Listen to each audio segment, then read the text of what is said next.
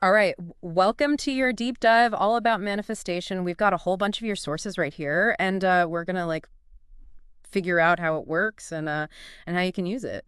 Yeah, it's funny because manifestation is something that kind of sits in between like personal growth and surprisingly even like science. So we're going to look at that today. Yeah, so the sources define manifestation as like turning thoughts into reality.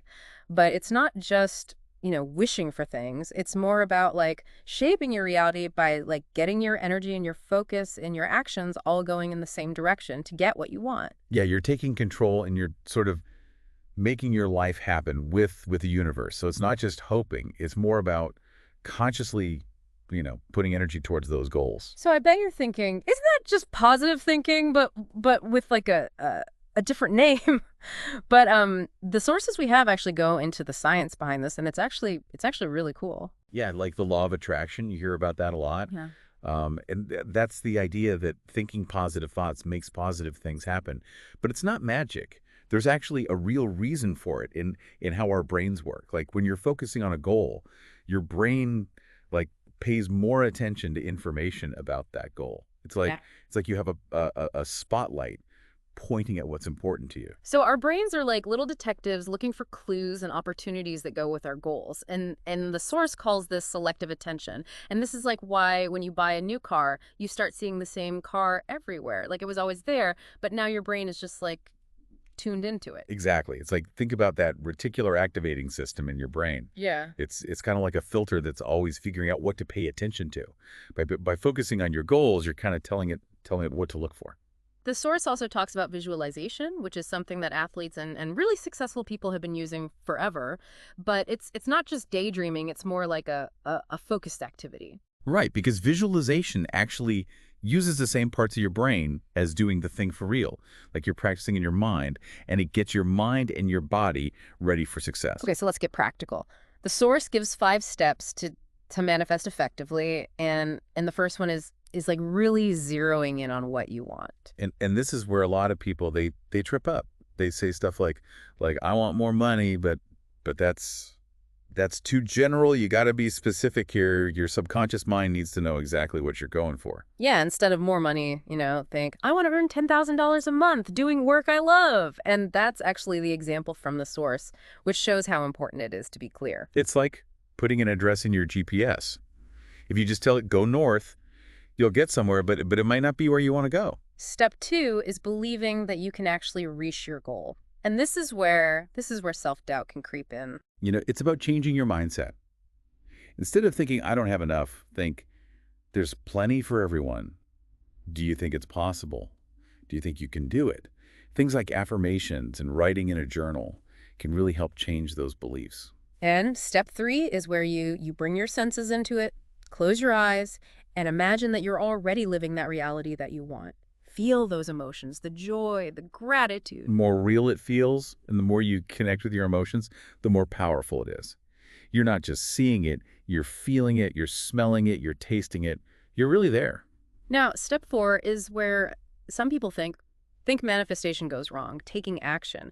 But it doesn't mean just sit back and wait for things to magically happen. It's about making your actions line up with what you want. You've set your intention, you visualized it, and now it's time to make it happen. It's like sailing to a new country. You got to steer the ship.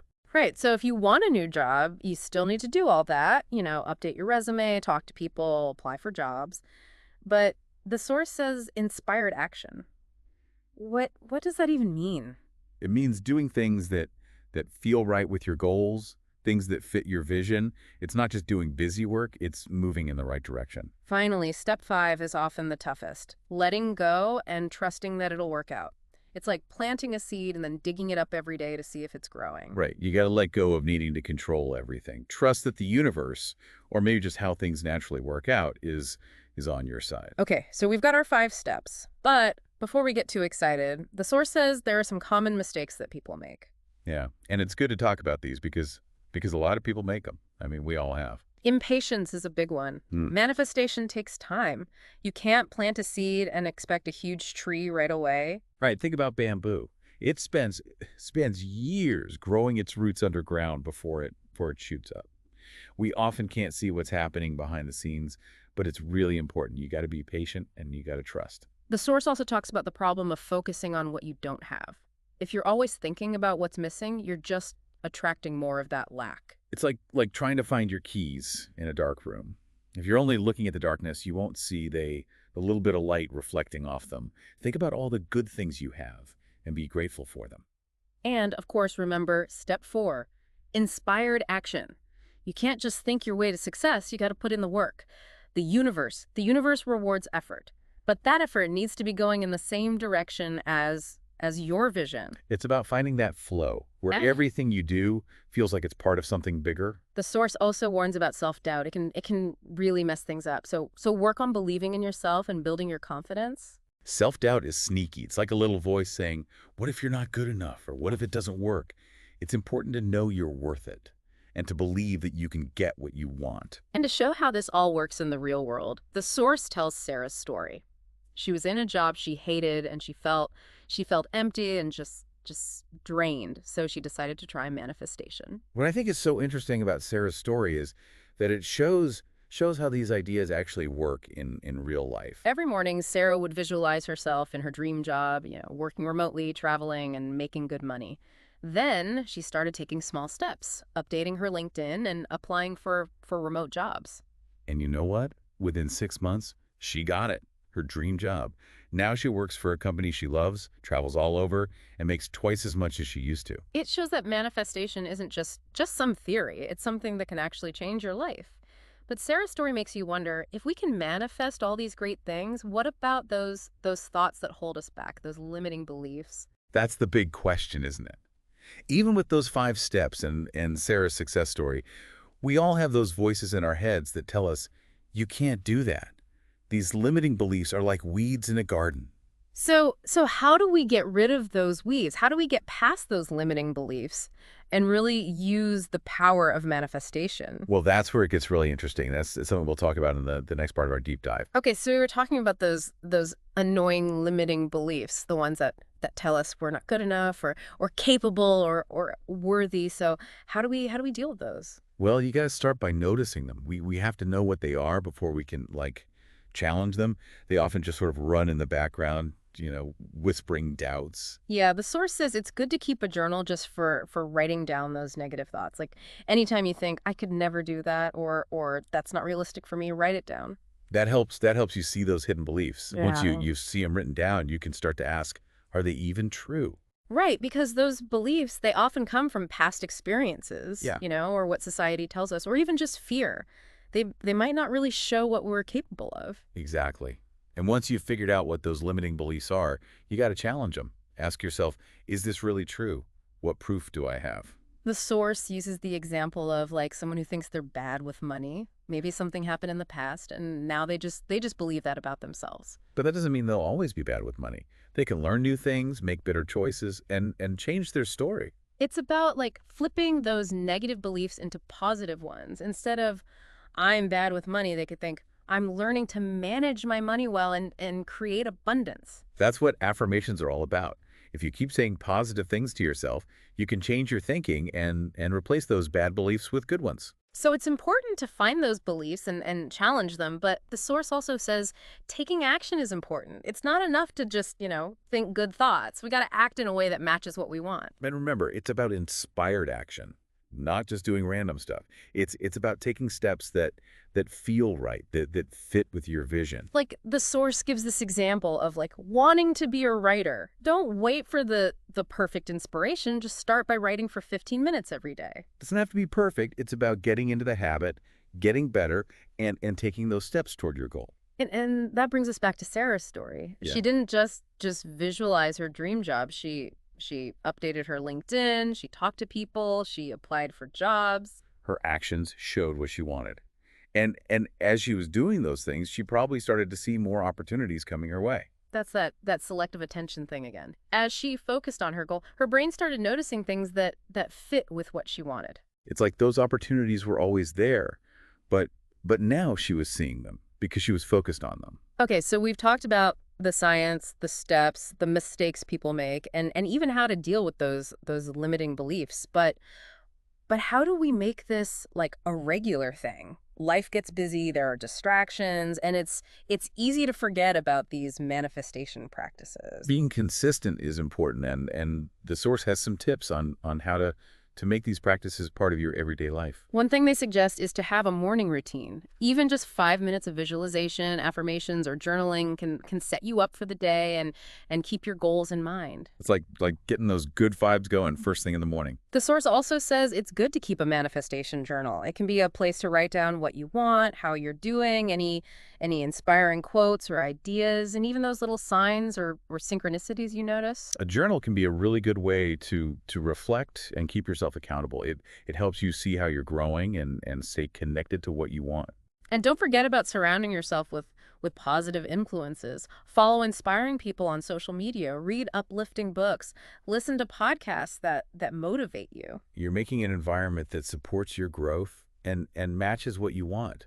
It's like choosing what you feed your mind, giving it good and empowering stuff. And remember, this isn't just about, getting specific things. It's about creating a mindset, a way of being. It's about being open to what's possible, believing in yourself, and taking action to create the life you truly want. Now, we often talk about manifesting things like dream jobs or money, but the source says it goes beyond just material things. Oh yeah, for sure. We can use these principles to manifest better relationships, more creativity, a deeper sense of purpose, even better health and well-being. It's about making your inner world and your outer world match up to create a life that really means something to you. And that brings us to a really important question. Does this stuff really work? I mean, Sarah's story is pretty convincing, but what do the sources say about whether manifestation actually works? Well, the stories we hear in the science both seem to say that it does. But it's not like a magic wand. It's not just sitting back and wishing for things to happen. It takes effort, consistency, and a willingness to step outside of your comfort zone. It's about actively shaping your reality, not just, hoping for the best. And that's where the real magic is, in realizing that you have the power to create the life you want. So if you're ready to start your own manifestation journey, where do you even begin? I think the first thing is to really get clear on what you want. What are your deepest desires? What kind of life do you see for yourself? That's a great place to start. It's easy to get caught up in what we think we should want, but real happiness comes from being true to yourself. Exactly. It's about knowing what your values are and what you really want. And once you have that clarity, you can start setting intentions and taking action that lines up with those intentions. And remember, it's okay to start small. You don't have to change your whole life overnight. Even little consistent steps can make a big difference over time. It's about gaining momentum and trusting the process. And don't be afraid to try different techniques to find what works for you. The source mentions like visualization, affirmations, and journaling, but there are tons of other tools out there. It's about finding what you like and making it a part of your life. And as you go on this journey, remember that it's okay to have challenges and setbacks. It's all part of it. Yeah, those challenges can actually teach you a lot and help you grow. The important thing is to stay positive and keep going. And don't forget to celebrate your wins, no matter how small they are. Recognizing your progress helps you believe in yourself and keeps you motivated. So as we finish up this part of our deep dive into manifestation, I think the most important thing to remember is that you have the power to create the life you want. It's not about luck. It's about consciously making your thoughts, beliefs, and actions match your goals. And it's a journey, not a destination. It's about always growing and reaching your full potential. And remember, it's not about reaching some perfect state. It's about enjoying the journey and finding joy in the process. So are you ready to start manifesting the life of your dreams? The power is inside you. It's time to let it out. It's kind of wild, right? Like realizing we can actually like shape our own reality. And it's not about becoming like some kind of superhero or anything. It's more about like tapping into something we all have inside us. Yeah, it's like we've all got this amazing toolbox, but a lot of us, we never open it. Manifestation is about finding those tools again and learning how to use them. Yeah, the sources really talk about becoming like a conscious creator. So not just letting life happen to you, but actually being a part of how it all unfolds. It's shifting from that feeling of things are happening to me to I'm making my own experience. And that can be really powerful. Like, thinking back to Sarah, she didn't just sit around wishing for a better job. She actually did stuff, and as she did those things, it probably changed how she saw things too. Absolutely. As she started taking those steps, she probably started seeing herself differently, like someone who could reach her goals. Her belief in herself grew, and that made her even more likely to take action. Yeah, it's like a positive loop. Action makes you believe more, belief makes you take more action, and it just keeps going. And it doesn't have to be all on your own. The source also talks about the importance of community, being around people who support you and believe in your dreams. That's so true. We don't have to do this alone. Connecting with people who get it can give you encouragement, keep you accountable, and even give you new ways of looking at things. Think about it. When you tell someone your goals and they believe in you, it can make your belief stronger. Their support can really make a difference. So as we wrap up our deep dive into manifestation, I want to leave you with a question, something to think about based on Sarah's story. What's one thing, just one thing, that you're ready to start manifesting in your own life? It could be anything. Yeah. A dream job, a relationship that really fulfills you, better health, a creative project you've been putting off, Mhm. or even just more peace and happiness. Whatever it is, take that first step today. Believe in yourself, set your intentions, and take action that feels right. Remember, the universe or maybe just the way things naturally work out is ready to help you make it happen. Remember, this whole manifestation thing, it's a journey. It's about growing and learning along the way. So that's it for our deep dive into manifestation. We hope you found this exploration helpful and that it gave you some power. Remember, you have the power within you to create the life you want. Go out there and make your dreams a reality.